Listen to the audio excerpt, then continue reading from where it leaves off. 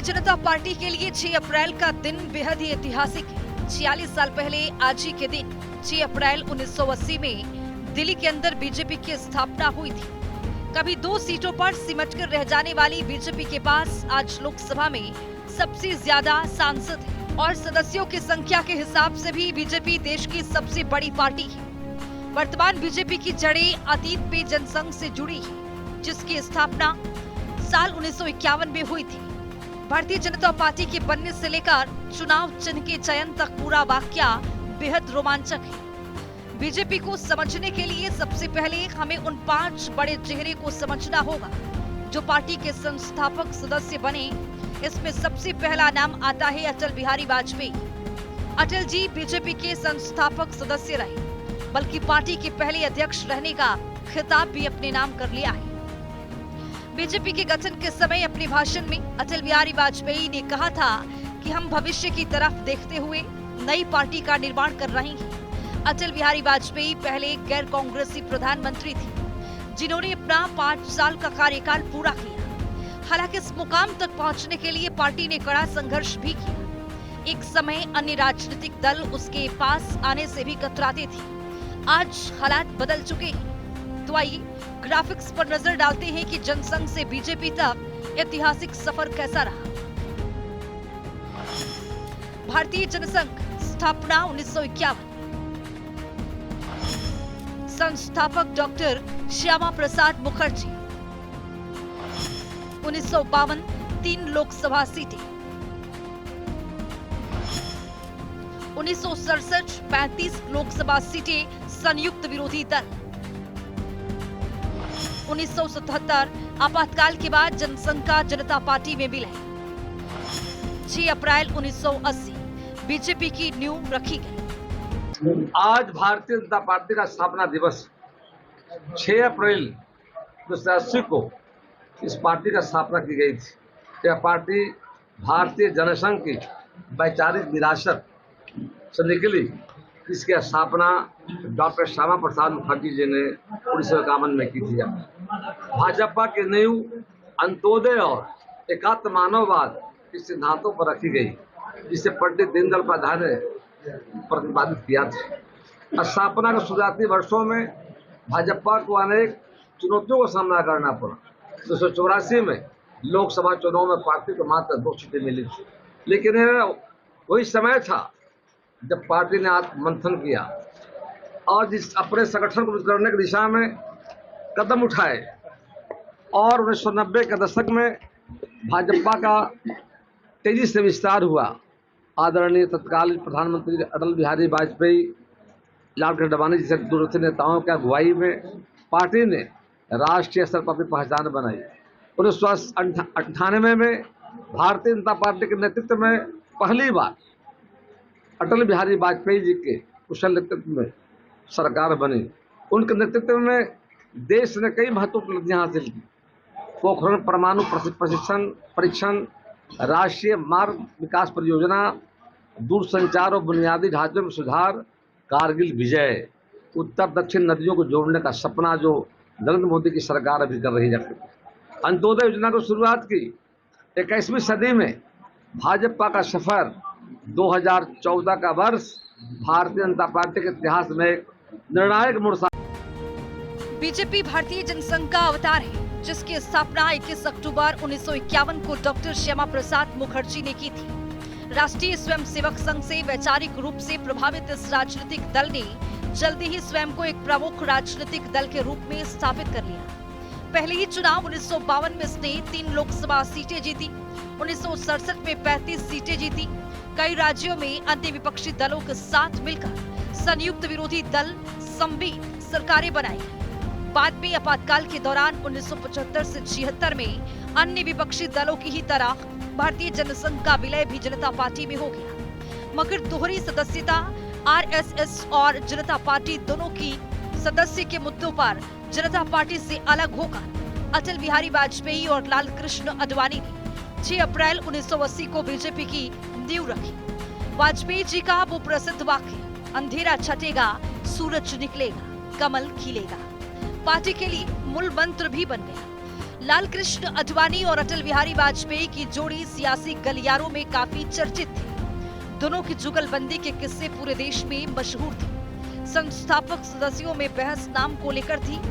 कुछ सदस्यों का मत था कि पार्टी का नाम भारतीय जनसंघ रखा जाना चाहिए। तब अटल बिहारी वाजपेयी ने भारतीय जनता पार्टी सुझाया। इस नाम को भारी बहुमत से पास किया गया। बहुत ही आनंदमय दिन है। हमें गर्व है कि भारत के लोगों ने, भारत की जनता ने हमें इतना प्यार, इतना आशीर्वाद दिया कि कहां हम 1984 में मात्र 2 सांसद थे, आज विश्व की सबसे बड़ी लोकतांत्रिक राजनीतिक पार्टी बने हैं। आज हम 20 से अधिक राज्यों में हमारी सरकार है। पिछले 12 वर्ष से माननीय प्रधानमंत्री मोदी जी के नेतृत्व में केंद्र में देश की सेवा कर रहे हैं। एक प्रकार से बेदाग देशभक्ति और राष्ट्रभक्ति, ईमानदार सरकार, ये प्रधानमंत्री मोदी जी के नेतृत्व में भारतीय जनता पार्टी देश को दे रही है। और मैं तमिलनाडु के भी हमारे भाई बहनों को आमंत्रण करता हूं कि वो अवश्य तमिलनाडु में एनडीए की सरकार बनाने का मौका दे और तमिलनाडु के भाई बहनों की सेवा करने का मौका दे। 1984 के चुनाव में बीजेपी को केवल 2 सीटें मिली। इस करारी हार ने पार्टी को अपनी विचारधारा पर पुनर्विचार करने को मजबूर किया। यहीं से पार्टी ने गांधीवादी समाजवाद की नरम राह छोड़कर प्रखर हिंदुत्व और राष्ट्रवाद की ओर रुख किया। बीजेपी ने पंडित दीनदयाल उपाध्याय के एकात्म मानवतावाद पर चलने का निर्णय लिया। साथ ही पार्टी में अटल आडवाणी युग की मजबूत शुरुआत हुई। लाल कृष्ण आडवाणी को पहली बार बीजेपी का अध्यक्ष बनाया गया। हिमाचल प्रदेश के पालमपुर में बीजेपी ने औपचारिक रूप से राम जन्मभूमि आंदोलन का समर्थन करने का प्रस्ताव पास किया। इसने बीजेपी को पहली बार एक स्पष्ट और आक्रामक पहचान दी। 1989 में वो 2 सीट से सीधे 86 सीटों पर पहुंच गए। ग्राफिक्स पर नजर डालते हैं कि पालमपुर प्रस्ताव और बीजेपी का उदय कैसा था। हिमाचल प्रदेश के पालमपुर में 1989 में एक ऐतिहासिक प्रस्ताव पारित हुआ। इस प्रस्ताव ने भारतीय जनता पार्टी की दिशा और पहचान बदल दी। पालमपुर प्रस्ताव ने राम जन्मभूमि आंदोलन को औपचारिक समर्थन दिया। ये फैसला केवल धार्मिक नहीं बल्कि राजनीतिक रूप से भी बेहद अहम था। इससे बीजेपी को पहली बार एक स्पष्ट वैचारिक आधार मिला। पार्टी ने खुद को राष्ट्रवाद और सांस्कृतिक पहचान से जोड़ा। इस कदम ने उसे बाकी दलों से अलग खड़ा कर दिया। जनता के बीच बीजेपी की पहचान तेजी से मजबूत होने लगी। राम मंदिर का मुद्दा जनभावनाओं से सीधे जुड़ गया। इसका असर देश भर की राजनीति पर देखने को मिला। बीजेपी का जनाधार तेजी से बढ़ने लगा। 1984 में महज 2 सीटों पर सिमटी पार्टी ने नई उड़ान भरी। 1989 के चुनाव में बीजेपी ने ऐतिहासिक छलांग लगाई। बीजेपी 2 सीट से सीधे 86 सीटों तक पहुंच गई। ये उछाल भारतीय राजनीति में बड़ा बदलाव था। पार्टी अब एक राष्ट्रीय शक्ति के रूप में उभर रही थी। पालमपुर प्रस्ताव बीजेपी के लिए टर्निंग पॉइंट साबित हुआ और यहीं से आक्रामक राजनीतिक रणनीति की शुरुआत हुई। पार्टी ने मुद्दा आधारित राजनीति को धार दी। पालमपुर से शुरू हुआ ये सफर आज भी राजनीति को प्रभावित कर रहा है। दोस्तों, जब जनसंघ का जन्म हुआ तब साधन भी नहीं थे, संसाधन भी नहीं थे, सुविधाएं भी नहीं थी। लेकिन अगर हमारे पास एक चीज थी तो वो थी मातृभक्ति और लोकतंत्र की शक्ति। और भारतीय जनता पार्टी लोकतंत्र की उसी शक्ति का प्रतीक है। उसकी कोख से जन्म होकर पोषित होने वाली वो पार्टी है जिसने आज पूरे विश्व में अपना वर्चस्व स्थापित किया। लेकिन जब हम आज के कार्यकर्ताओं से बात करते हैं तो फिर निवेदन भी करते हैं। आज केंद्र में हमारी सरकार है, दिल्ली में हमारी सरकार है। सरकारें हमारे लिए साधन का माध्यम कभी नहीं हो सकते। सरकार हमेशा सेवा का माध्यम है, जिसको हम फलीभूत पूरा भी कर रहे हैं। लेकिन उस सेवा कार्य को सरकार के माध्यम से नीचे तक ले जाने का काम हमारे कार्यकर्ताओं का है। और आज अपने स्थापना दिवस पर हम जहाँ प्रफुल्लित हैं, उत्साहित हैं, वहीं अपने कर्तव्य का बोध भी हमको ज्ञात होना चाहिए कि अब हमारी जिम्मेदारी इसलिए बढ़ जाती है कि केंद्र और दिल्ली की सरकार दोनों के कामों को घर घर तक ले जाके सेवा के उस भाव को जगाने का काम हम सभी कार्यकर्ताओं का है। तो आज इस अवसर पर मैं आप सबको एक बार पुनः बधाई देते हुए और साथ ही जिस कर्तव्य बोध का मैं आह्वान कर रहा हूँ, वो अलग आप अपने मन में जगा के रखिए।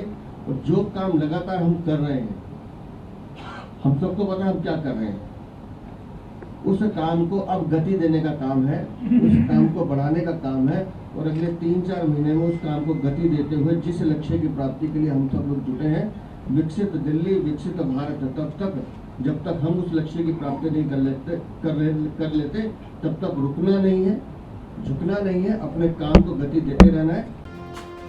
1990 में सोमनाथ से अयोध्या तक लाल कृष्ण आडवाणी की रथ यात्रा ने भारतीय राजनीति की धुरी बदल दी। इस यात्रा ने बीजेपी को एक कैडर बेस्ड पार्टी से मास बेस्ड पार्टी में बदल दिया। हिंदुत्व को मुख्य धारा की राजनीति के केंद्र में ला खड़ा किया। बीजेपी के अपने बूते राज्यों में सरकारें बनी। आडवाणी ने अटल बिहारी वाजपेयी को प्रधानमंत्री पद का उम्मीदवार घोषित किया।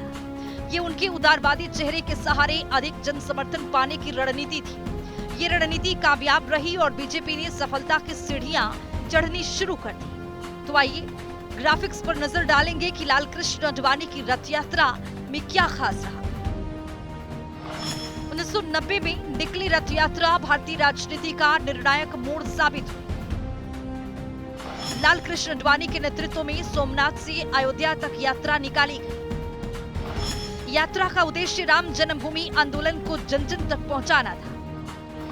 रथ यात्रा ने पूरे देश में एक नई राजनीतिक चेतना जगाई। भारतीय जनता पार्टी को इस आंदोलन से बड़ा जन समर्थन मिला। पार्टी की पहचान एक कैडर बेस्ड संगठन से बदलने लगी। बीजेपी तेजी से मास बेस्ड पार्टी के रूप में उभरने लगी। रथ यात्रा ने हिंदुत्व की राजनीति को केंद्र में ला दिया।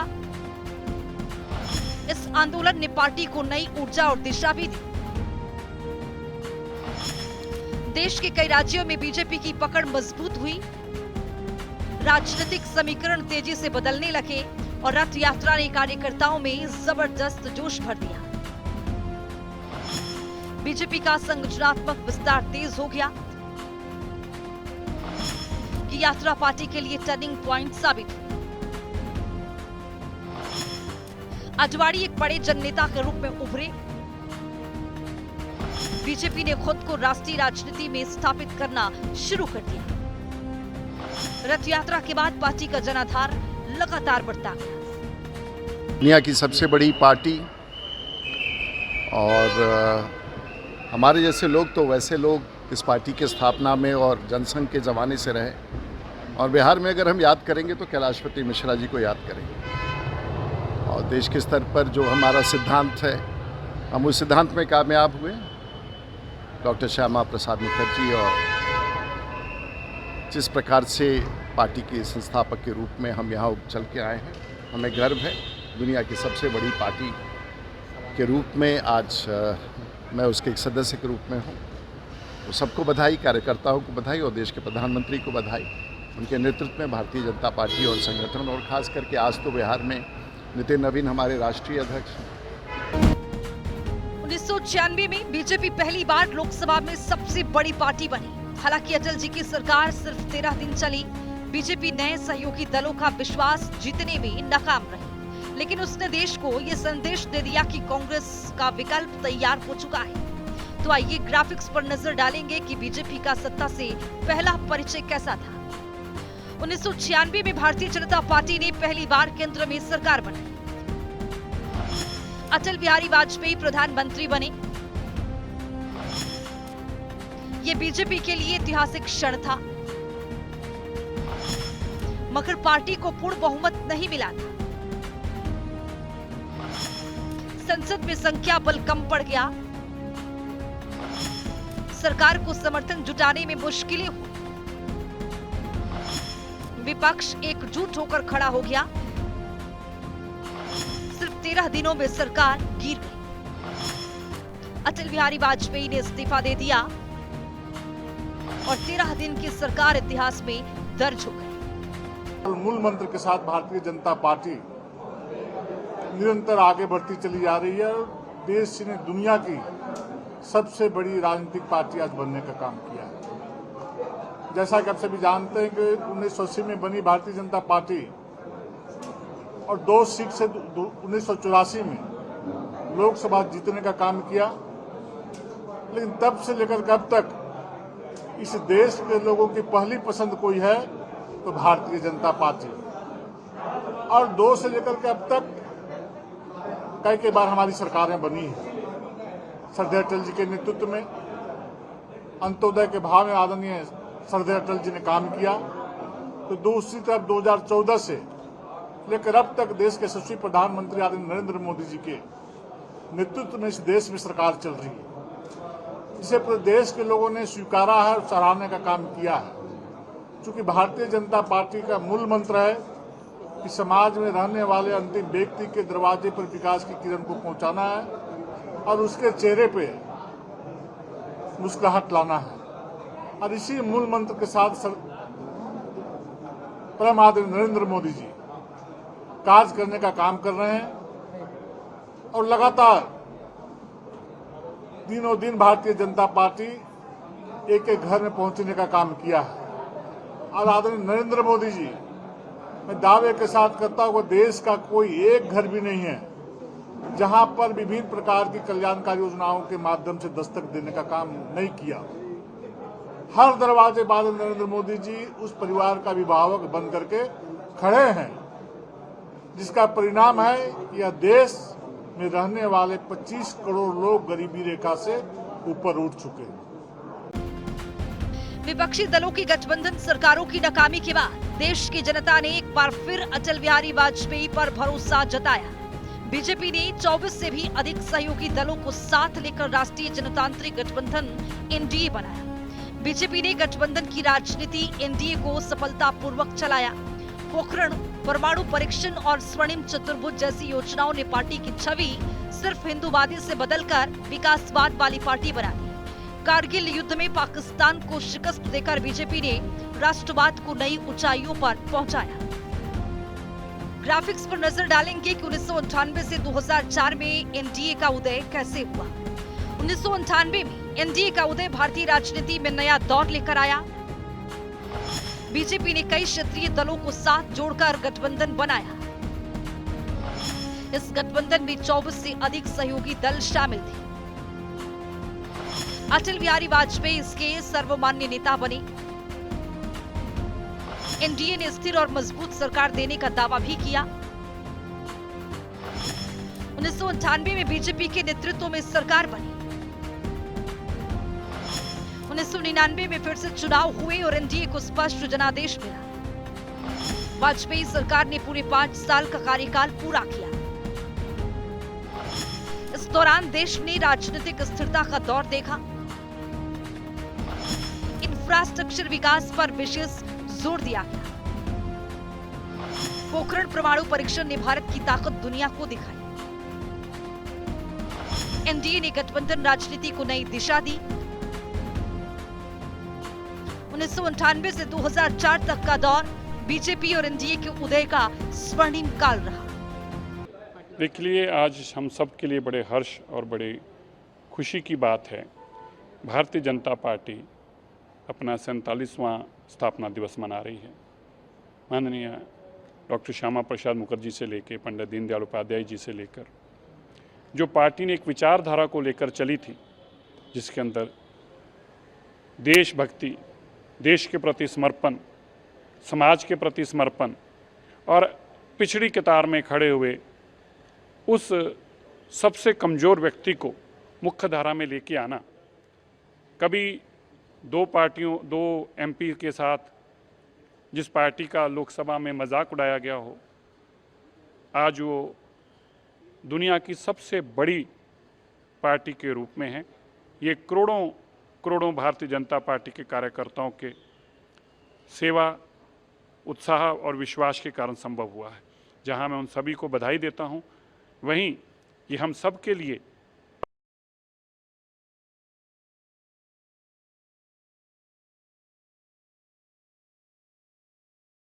कैसे अड़ियल रहकर उसकी सेवा करनी है, ये हमें बार बार विश्वास दिलाती है, हमें याद दिलाती है। जहां मैं शुभकामनाएं बधाई देता हूं, वहीं हमें ये जिम्मेवारी का एहसास कराती है। यह भी सब कार्यकर्ताओं को मैं कहना चाहता हूं। अभी पीएम ने एड्रेस किया आसाम। बीजेपी ने इंडिया शाइनिंग का नारा दिया, मगर ये नारा नहीं चल पाया। 2004 की हार ने बीजेपी के भीतर भूचाल ला दिया। पार्टी अंदरूनी कलह से जूझने लगी। खराब सेहत के चलते अटल बिहारी वाजपेयी सक्रिय नहीं रहे। लाल कृष्ण अडवाणी के जिन्ना पर बयान के बाद पार्टी के भीतर बड़ा मंथन हुआ। धीरे धीरे पार्टी का नियंत्रण पूरी तरह से आरएसएस के साथ तालमेल बिठाने वाले नए नेतृत्व की ओर बढ़ने लगा, जिसने भविष्य के लिए जमीन तैयार की। 2009 में लगातार दूसरी हार ने नेतृत्व पर प्रश्न चिन्ह लगा दिया और नए नेतृत्व की मांग जोर पकड़ने लगी। जून 2013 की गोवा अधिवेशन में गुजरात के तत्कालीन मुख्यमंत्री नरेंद्र मोदी को चुनाव अभियान समिति का अध्यक्ष बनाया गया। यहाँ बीजेपी के इतिहास का सबसे बड़ा यूटर्न था। पार्टी ने सामूहिक नेतृत्व से हटकर फिर एक मजबूत चेहरे के इर्द गिर्द चुनाव लड़ने का फैसला किया। भाजपा के पास अपने लक्ष्य है, अपने संकल्प है। हम वर्तमान चुनौतियों से निपटने के साथ ही देश को भविष्य के लिए तैयार कर रहे हैं। डेमोग्राफी में हो रहा बदलाव, घुसपैठियों का ज्वलंत मुद्दा, भ्रष्टाचार, परिवारवाद, गुलामी की मानसिकता, बहुत से विषय हैं जिन पर लगातार काम हो रहा है और भाजपा को इन चुनौतियों से देश को मुक्त करना ही होगा। ये जिम्मेवारी भाजपा ही पूरा कर सकता है। हमारी ईमानदार कोशिश है कि उसके नतीजे भूतकाल गवाह है, परिणाम सकारात्मक रहे हैं, आगे भी रहेंगे। देश जानता है हर चुनौतियों का सामना करने के लिए भारतीय जनता पार्टी ईमानदारी से कोशिश करती है। आज भी करते हैं, आगे भी करते हैं। पहले भी सकारात्मक नतीजे मिले हैं, आगे भी सकारात्मक नतीजे मिलने वाले हैं। साथियों, अंग्रेजों के दौर के सैकड़ों काले कानूनों का अंत, लोकतंत्र के लिए नए संसद भवन का निर्माण, सामान्य समाज के गरीबों के लिए 10% आरक्षण, कानून बनाकर 3 तलाक पर रोक, सीएए का कानून, अयोध्या में राम मंदिर का निर्माण, ऐसे कितने ही काम है जो भाजपा के ईमानदार प्रयासों का नतीजा है। और हमारा मिशन अभी भी जारी है। Uniform civil code, one nation one election, ऐसे सभी विषयों पर आज देश में एक गंभीर चर्चा भी हो रही है और इस दिशा में सकारात्मक प्रगति भी हो रही है। साथियों, हमारा लक्ष्य है विकसित भारत का निर्माण, आत्मनिर्भर भारत का निर्माण और इस लक्ष्य की प्राप्ति के लिए हम निस्वार्थ भाव से लगे रहेंगे। साथियों, कुछ ही वर्षों में भाजपा अपने 50 वर्ष पूरे करने जा रही है। ये बहुत बड़ा पड़ाव है, बहुत बड़ी प्रेरणा है। हमें नए लक्ष्यों का मंथन भी करना है और बदलती टेक्नोलॉजी के इस जमाने में खुद को डालना भी है। साल 2014 में भारतीय जनता पार्टी को पूर्ण बहुमत मिला। 30 साल बाद किसी पार्टी ने अकेले दम पर बहुमत हासिल किया। अमित शाह के संगठन, कौशल और मोदी के करिश्मे ने बीजेपी को उत्तर भारत की पार्टी के टैग से मुक्त कर दक्षिण और पूर्वोत्तर भारत तक पहुंचा दिया। जब नरेंद्र मोदी की अगुवाई में पार्टी ने पूर्ण बहुमत प्राप्त कर सरकार बनाने का मतलब काम किया जाकर और एक नई मतलब देश में शुरुआत हुई जाकर के, और इसके बाद 2019 में और भी बड़े जनादेश के साथ भाजपा ने अपनी स्थिति को और मजबूत किया। इस दौर में कई महत्वपूर्ण निर्णय लिए गए। जम्मू कश्मीर से अनुच्छेद 370 को हटाने का डिमांड हमारे पार्टी के कार्यकर्ता संघर्ष कर रहे थे। जहां हुए बलिदान मुखर्जी, वो कश्मीर हमारा। नरेंद्र मोदी जी की सरकार ने उस योजना को लागू करने का काम किया। 3 तलाक पर कानून, भगवान राम का मंदिर जो 500 वर्षों से नहीं बना था, उस राम मंदिर बनने का मार्ग प्रशस्त हुआ। Digital India, startup India, make in India योजनाओं का विस्तार हुआ है। भाजपा को दुनिया की सबसे बड़ा राजनीतिक दल माना जाता है। इसकी सबसे बड़ी ताकत है मजबूत संगठनात्मक ढांचा, समर्पित कार्यकर्ता, राष्ट्रवाद और विकास की विचारधारा, सबका साथ, सबका विकास, सबका विश्वास, सबका प्रयास का मंत्र चुनौतियों और आलोचनाओं के बाद भी आज आगे बढ़ रहा है। आज भारत, जहां पर भारत देश हमारा आज से 11 साल पहले देश दुनिया की 11वीं अर्थव्यवस्था थी, आज नरेंद्र मोदी की अगुवाई में जापान को छोड़ते हुए हम दुनिया के चौथे अर्थव्यवस्था बन गया करके।